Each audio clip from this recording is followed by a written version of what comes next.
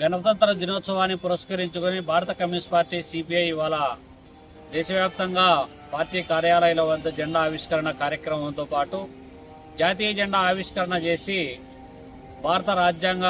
దినోత్సవంగా భారత రాజ్యాంగ పీఠికను ప్రతిజ్ఞ చేస్తూ ఇవాళ కార్యక్రమంలో భాగంగా కడప సిపిఐ కార్యాలయం వద్ద జాతీయ జెండా ఆవిష్కరణ కార్యక్రమాన్ని నిర్వహించడం జరుగుతూ ఉంది. ఈ సందర్భంగా భారతదేశ స్వాతంత్ర్యం కోసం అనేక మంది మహామహులు ప్రాణాలను పరంగా పెట్టి పోరాటం చేసినటువంటి కారణం వల్ల భారతదేశానికి స్వాతంత్రం వచ్చింది. భారత స్వాతంత్రం కోసం అనేక మంది సైన్యము ప్రాణాలను పరంగా పెట్టి పోరాడినటువంటి వాళ్ళు జాతిపిత గాంధీ మొదలుకొని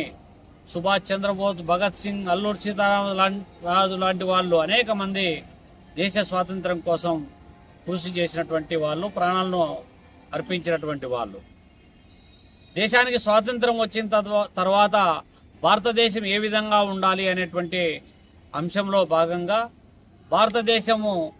లౌకిక ప్రజాస్వామ్య వ్యవస్థగా ఉండాలి అనేటువంటిది, దేశంలో అందరికీ సమానమైనటువంటి హక్కులు అవకాశాలు ఉండాలని, భిన్నత్వంలో ఏకత్వం కలిగినటువంటి భారతదేశంలో భిన్న కులాలు, మతాలు, ప్రాంతాలు, భాషలు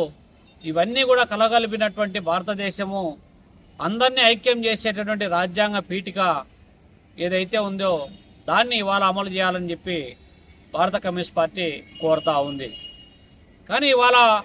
దేశంలో అధికారంలో ఉన్నటువంటి మోడీ ప్రభుత్వం 11 సంవత్సరాల కాలంలో భారతదేశం కోసం పోరాడి సాధించుకున్నటువంటి స్వాతంత్ర ఫలాలను కొంతమంది వ్యక్తులకే కట్టబెట్టాలనేటువంటి, సంపదనంతా కార్పొరేట్ కంపెనీలకు కట్టబెట్టాలనేటువంటి ఆలోచన నుంచి ప్రజలు ప్రజా సమస్యలను పక్కకు నెట్టి ఇవాళ కుల, మత, ప్రాంత, భాషల ప్రాతిపదికన ప్రజలను విడగొట్టేటటువంటి సనాతన ధర్మం పేరుతో రాజ్యాంగాన్ని దానికి సమాధి కట్టేటువంటి ఆలోచనతో ఇవాళ నిరంతర ప్రయత్నం సాగిస్తూ ఉన్నాడు. రాజ్యాంగ నిర్మాత అయినటువంటి భారతరత్న అయినటువంటి డాక్టర్ బిఆర్ అంబేద్కర్ పైన అవాకులు చెవాకులు పేలడము,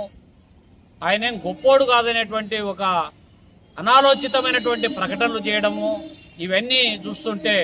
ఇవాళ భారత రాజ్యాంగానికి పెనుముప్పు వాటిల్లినటువంటి నేపథ్యంలో ఈ భారత రాజ్యాంగాన్ని కాపాడడం కోసం, పరిరక్షణ కోసం భారతదేశ పౌరులందరూ కూడా సమైక్యంగా నడుం బిగించాల్సినటువంటి ఆవశ్యకతను గుర్తు చేస్తూ ఇవాళ గణతంత్ర దినోత్సవాన్ని నిర్వహించుకోవడం జరుగుతూ ఉందని చెప్పి ఈ సందర్భంగా తెలియజేస్తా ఉన్నా.